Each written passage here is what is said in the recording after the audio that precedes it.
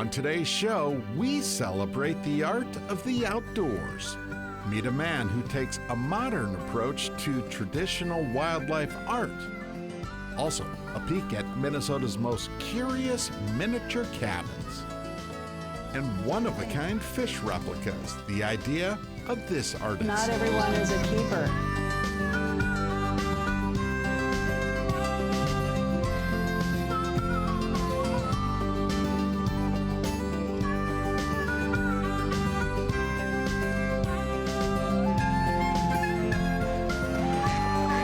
Minnesota Bound, presented by Connecticut Water Treatment Systems. Hey everybody, Laura, Minnesota Bound Millie and I welcome you to today's episode. You know, fishing has a different meaning for each of us. Some of us want a little bragging rights, some of us want to catch dinner, and some of us just want to create memories. That's right, exactly why artist Ted Hansen sees fish from a very colorful and different viewpoint.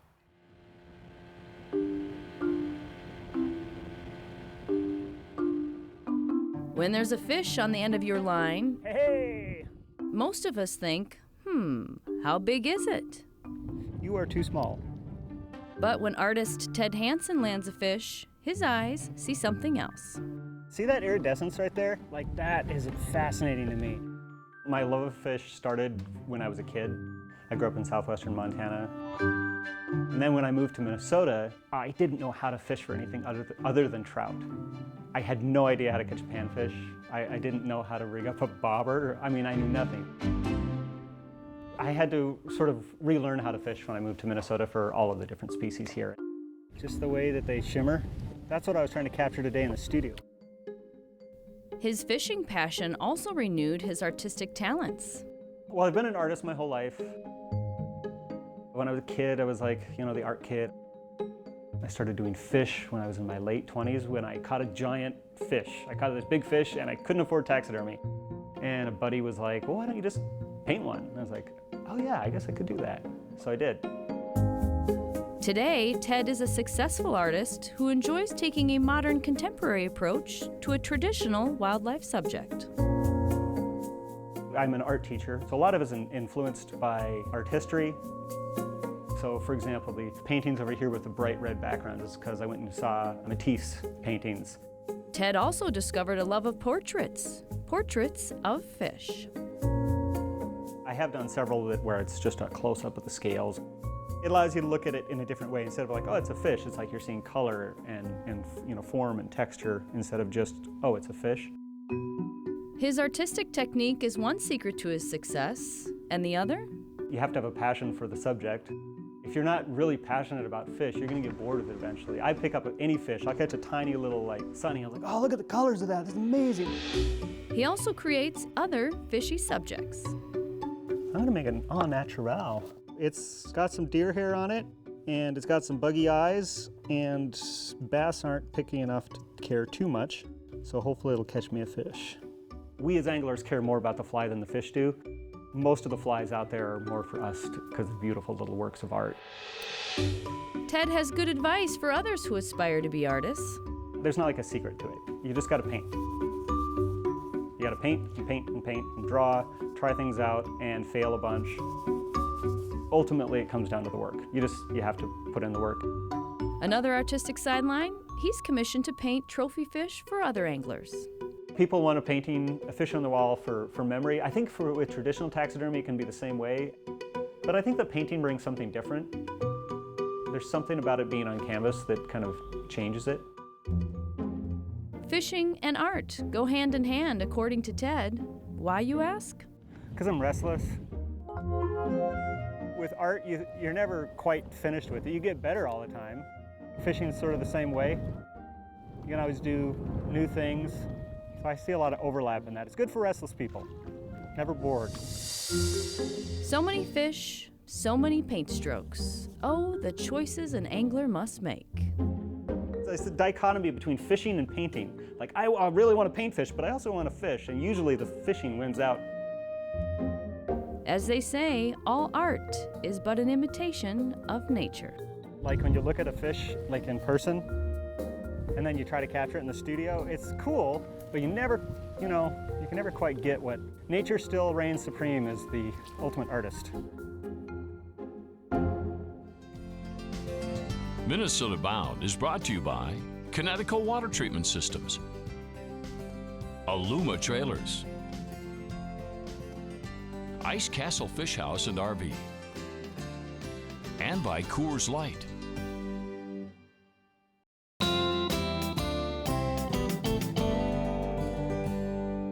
Today we celebrate the art of the outdoors. Dan Pauley puts his own twist on building by recycling.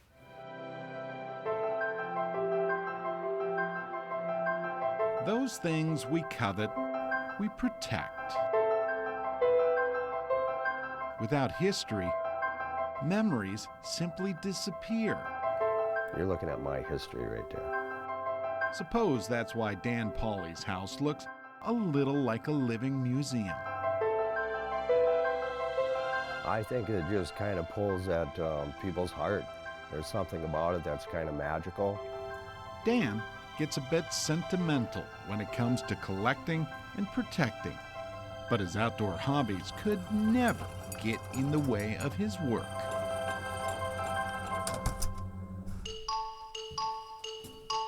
Where Dan marks, measures, cuts, and most importantly, hammers away to recycle a little piece of Minnesota history. I think it was just the creative side of me that was just having fun. To understand is to follow the brick road into Danland. See, Dan builds, and he wanted a backyard building. So he did just that. Just look.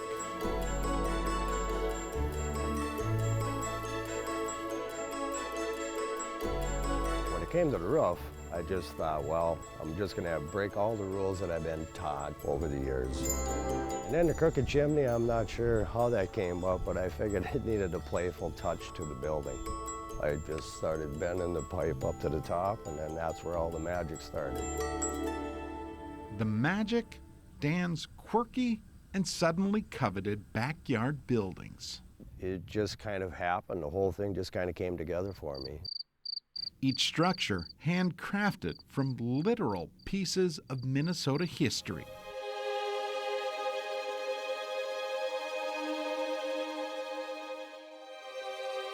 See, Minnesota's first grand structures might have been barns. Many constructed 100 years or more ago, with lumber often cut right on the property. Some of our state's oldest barns slowly give way to time. Some eventually crumple and die.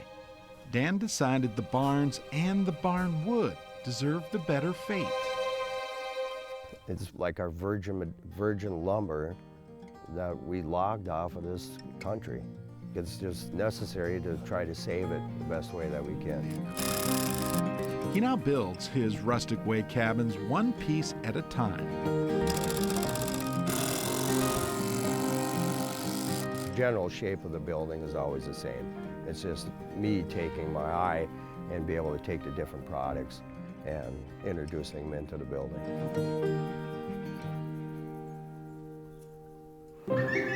I suppose that's why his work now displays in front of Minnesota's biggest crowds. You know, it doesn't matter if it's, a 5-year-old or an 85-year-old standing in front of the building, it pretty much does the same thing. I get a lot of happiness out of the, just making people happy when they look at the building. These are his art projects, and he wants us to appreciate that as much as he does, and he wants the experience of it to be flawless. Dan's work reflects that. Just being creative and be able to use the reclaimed wood. And that's just my palette.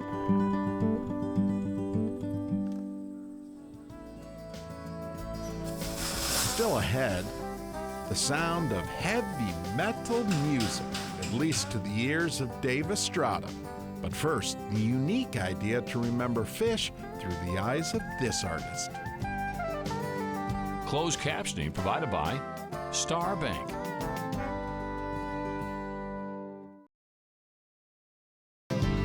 Explore Minnesota's outdoor archive. Uncover and discover your story through the Minnesota Historical Society. The story of Minnesota's Superior National Forest starts with miners and loggers. Both discovered expansive resources in Minnesota's North Woods and certainly took advantage in the late 1800s. In 1909, Theodore Roosevelt signed a presidential proclamation protecting the area and naming it the Superior National Forest.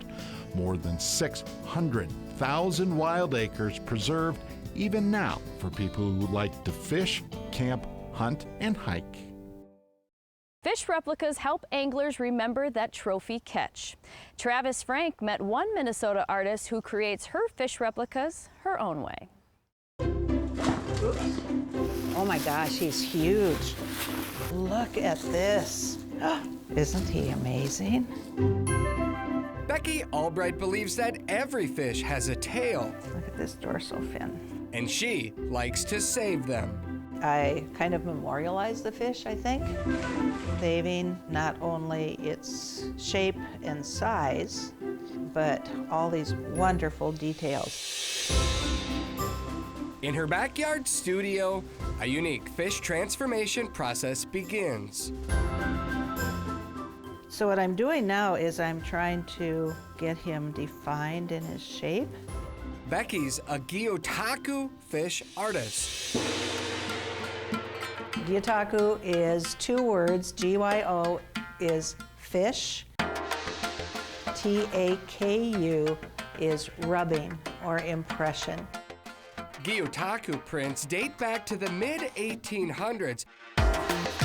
It's a very old Japanese printmaking technique that the fishermen would use to capture the size of their fish catch for the emperor. But Japanese anglers that created them weren't trying to make art. No, not at all. They just wanted to capture the fish to prove what they did. That's because a few local fishermen were caught stretching the truth. Go figure. And then people started noticing it and saying, that's pretty cool, let's add an eye and it can become art. Becky's eye saw the art and, well, she was hooked. I probably take more time to de-slime it to make sure that the print does not smell like fish. Little fan sometimes helps. Do we want them to look natural? Do we want them to be black like the traditional Gyotaku? Should we do one of each? This is the big decision time, see? Becky's color palette changes with every fish. It's up to me to try to put the paint on it and rub it in a way to pull out those details. But nature has done the magic. Nature's magic inspires Becky's creativity. It's a good outlet for stress release, and time just flies. Now I have to work undercover, so to speak, because I can't really see what I'm doing. So you go by feel.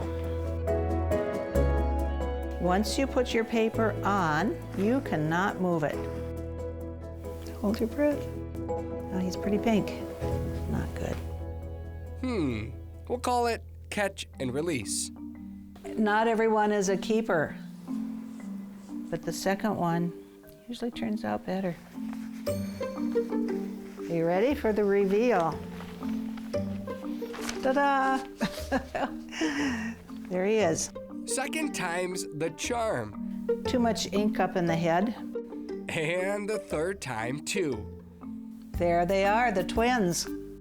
To me, the magic of Gyotaku is to reveal what that fish's beauty is through its whole definition. And then I go in and I do the outer rim, the color.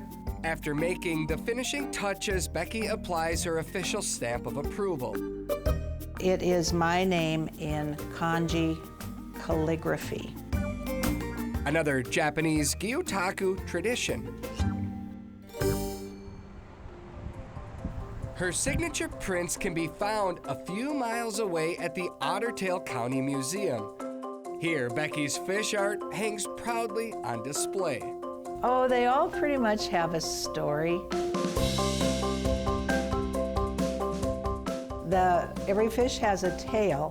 Came about because of people like Eunice, 94 years old, who caught this wonderful crappie, 14-inch. This is their forever piece of memory work. Every fish has a tale.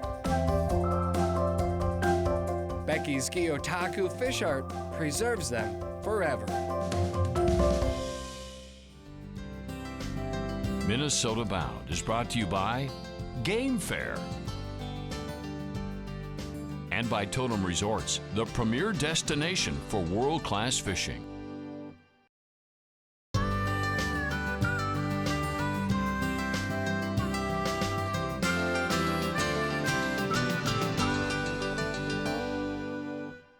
Up along the shore on Lake Superior sits a cabin that is covered in the biggest bugs you've ever seen. That's right. It's the work of yet another Minnesota artist making memories in our outdoor world. Some folks daydream of Lake Superior as a getaway, the spot where we escape and leave reality in the rearview mirror. Dave Estrada sure bought in. Check out his cottage.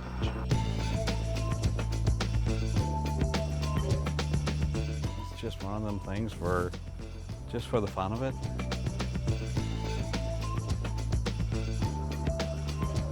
I wanted to have something that was big and powerful and strong, and so you got to have a T-Rex if you're going to do that. Estrada's lakeside landscape definitely reflects who he is and, more importantly, what he does. Hopefully I got a nice clean tip here.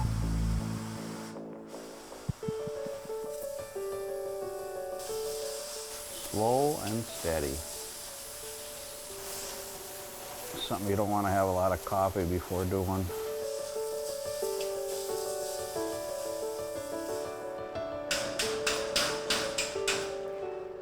Dave carefully touches torch to tensile strength steel.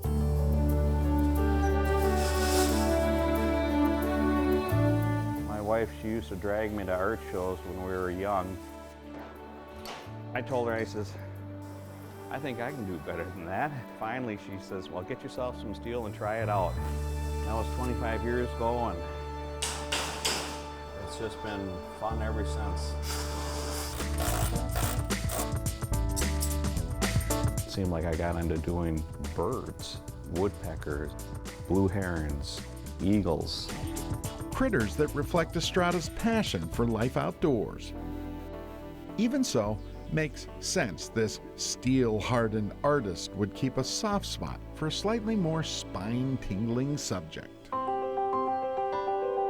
This is Ceratosaurus, just a little bit of a breeze. This will have movement in it. Movement makes it feel more alive, I guess. Estrada hit a bird feeder between the big, jagged jaw. You can put black sunflower seed on the inside of it. The poor songbirds. It'd be just a hoot to have a squirrel or birds flying in or jumping in out of the mouth of the dinosaur. It just adds just another layer of entertainment. Art from a guy who covets all that is Minnesota outdoors.